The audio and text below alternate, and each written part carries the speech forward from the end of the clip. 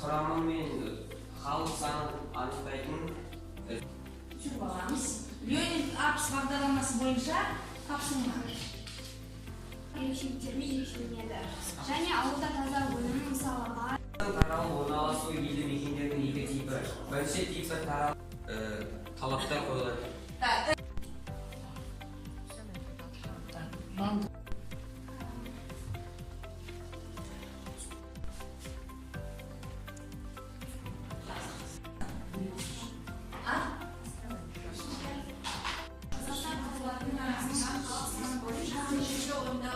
Қаласы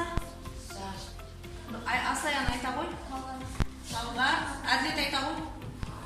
Халық бірінші топқа халықтың таралып орналасу. Олар демейсіздер.